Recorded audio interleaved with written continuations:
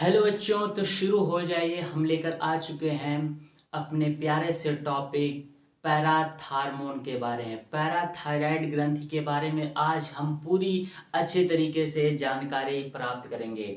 तो हमने आपको दो तीन लेक्चर में, दो तीन पार्ट में, सबसे पहले पीयूष ग्रंथि यानी कि मास्टर ग्लैंड, और उसके बाद थायराइड ग्लैंड। आज जो हमारा सबसे बढ़िया और खूबसूरत टॉपिक है वो है पैराथायराइड ग्लैंड।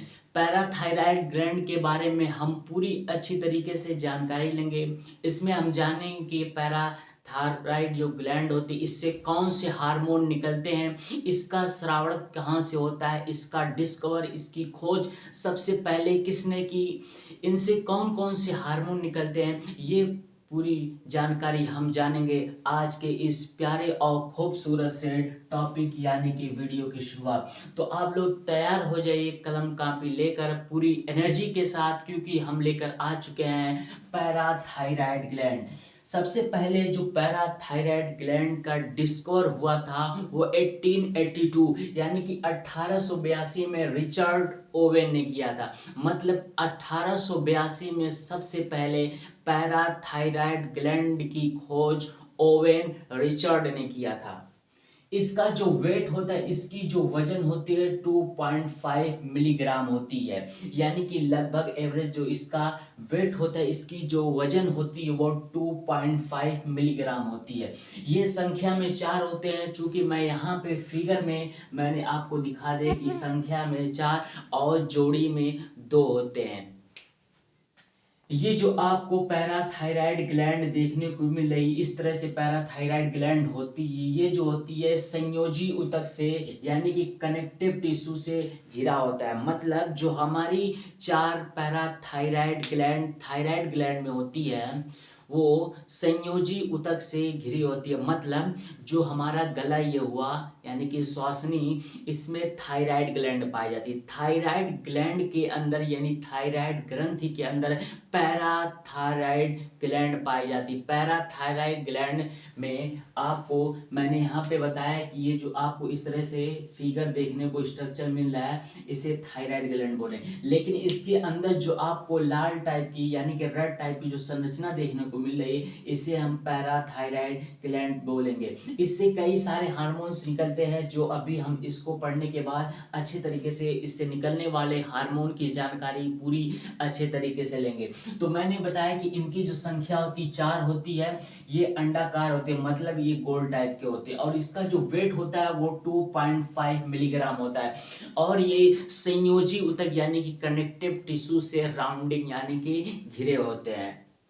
अब हम बता दें कि रक्त में जो पैराथायराइड हार्मोन होता है यानी कि पैराथायराइड ग्लैंड जो होता है, यह रक्त में कैल्शियम की मात्रा नियंत्रित करता है। मतलब अगर रक्त में यानी कि ब्लड जो उसमें कैल्शियम की मात्रा बढ़ रही है, घट रही, तो इसका जो कंट्रोल करेगा वो पैराथायराइड ग्लैंड करेगा। यानी रक्त में अगर हमारी जो रक्त की कैल्शियम की मात्रा है Ca, अगर उसकी मात्रा बढ़ रही है यानी बहुत ज़्यादा हो रहा है, कम हो रहा है, तो इसका जो कंट्रोल करेगा, इसको जो रोकेगा वो पैराथायराइड हार्मोन रोकेगा। ठीक, पैराथायराइड हार्मोन को हम शॉर्ट फॉर्म में PTH यानी कि P से पैरा, T से हार्मोन, S से हार्मोन, इसे हम शॉर्ट फॉर्म में PTH बोलते हैं यानी कि पैराथायराइड हार्मोन।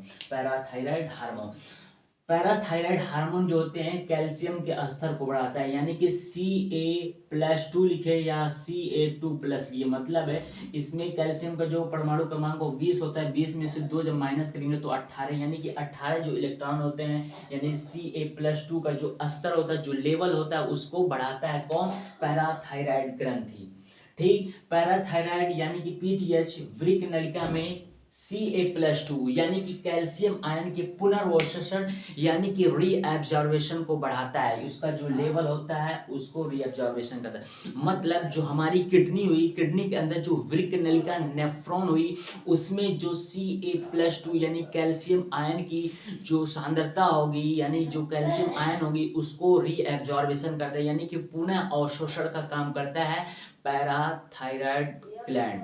ठीक, पचित भोजन में कैल्शियम के अवशोषण, मतलब ये हुआ कि ये पचित भोजन में जो कैल्शियम का अवशोषण है तो उसका काम करता है। जैसे कि हम भोजन कर लिए, खाना खा लिए, तो उसमें कैल्शियम की जो मात्रा होगी उसको एब्जॉर्ब करेगा, अपनी तरफ लेने का जो काम करेगा वो पैराथायराइड हार्मोन करेगा। आज पूरी बात होगी पैराथायराइड ग्लैंड की। पैराथायराइड ग्लैंड के बारे में पूरे अच्छे तरीके से जानेंगे। ठीक, ये जो पीटीएच होता है इसे अति कैल्शियम रक्त हार्मोन भी कहा जाता है, यानी कि हाइपरक्लेमिक हार्मोन। हमको पूछ ले कि हाइपरक्लेमिक हार्मोन किसे बोलते हैं, तो कई सारे ऑप्शन दे देंगे, उसमें पीटीएच दे देंगे और एसीटीएच दे देंगे, यानी कि थायरोकैल्सिटोनिक और पैराथायरमोन हार्मोन। तो हमको बताना ये होगा कि जो हाइपरक्लेमिक हार्मोन होते हैं वो पीटीएच होते हैं, यानी कि पैराथार्मोन हार्मोन। पैराथार्मोन हार्मोन कौन होते हैं, ये हाइपरक्लाइमेटिक हार्मोन होते हैं।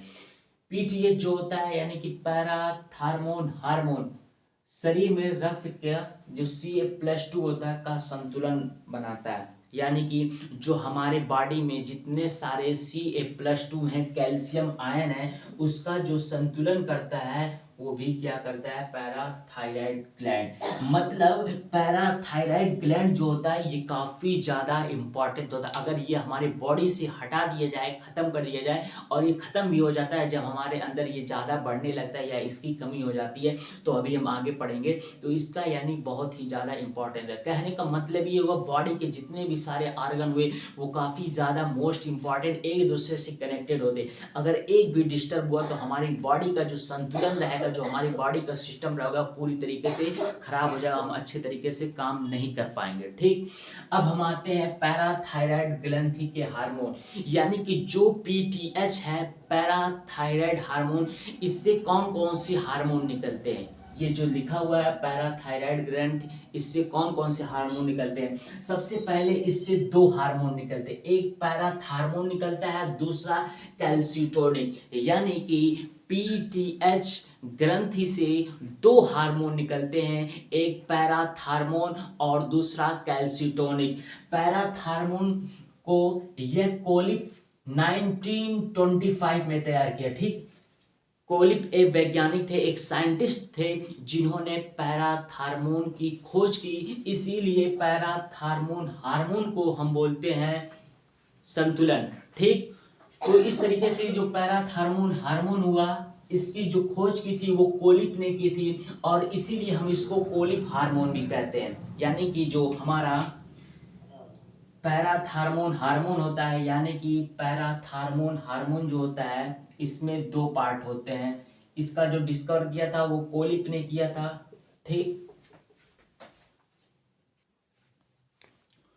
तो ये जो कोलिप ने इसका डिस्कवर किया, इसीलिए पैराथार्मोन को हम कोलिप हार्मोन भी कहते हैं। ठीक, और इसका जो एक इंपॉर्टेंट काम होता है कैल्शियम फास्फेट आयन को संतुलन करता है, यानी कि इसका संतुलन करता है। और जो ये इसका जो एक काम होता है ये अंडाणु निषेचन, यानी कि जो हमारे अंडाणु होती है जो स्त्रियों में, यानी कि फीमेल में जो अंडाणु होता है इसका ये निषेचन करता है। फर्टिलाइजेशन का काम ये कौन करता है, पैराथार्मोन। पैराथार्मोन की कमी से, यानी कि जो पैराथार्मोन हार्मोन होते हैं इसकी कमी से दो रोग उत्पन्न होते हैं, एक हाइपोग्लाइसीमिया होता है, एक हाइपरफास्फेटेमिया। हाइपोकैल्सीमिया क्या होता है, इसमें कैल्शियम की मात्रा कम हो जाती है, जैसे नाम से पता चल रहा है कि हाइपोकैल्सीमिया यानी कि कैल्शियम की कमी हो जाती है, और हाइपरफास्फेटेमिया इसमें क्या होता है, जब इन दोनों की कमी, यानी कि हाइपोकैल्सीमिया और हाइपोफास्फेटिया इन दोनों की कमी हो जाती है, जो हमारी मसल्स होती है, जो मांसपेशियां होती है, उसमें क्या ऐठन तीव्र गति से होने लगता है।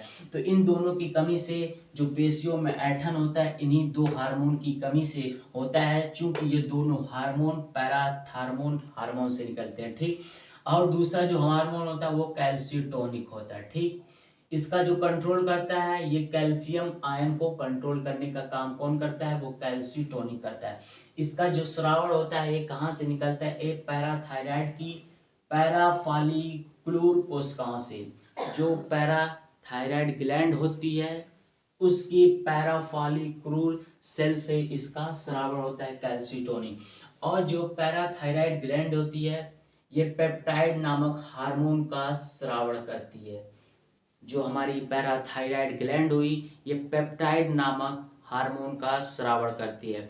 तो उम्मीद करता हूँ आपको पूरे अच्छे तरीके से ये टॉपिक पैराथायराइड हार्मोन यानी कि पीटीसीएच बहुत ही अच्छे तरीके से समझ चुके होंगे। अब जो हमारा अगला जो टॉपिक होगा, मैंने आपको पीयूष ग्रंथि, थायराइड, पैराथायराइड, अब हम अगला जो हमारा लेक्चर हो जाए अगला टॉपिक होगा वो अधिवृक्क यानी कि एड्रीनल ग्लैंड के बारे में अच्छे तरीके से जानेंगे। तो पढ़ाई करते रहें। All the very best.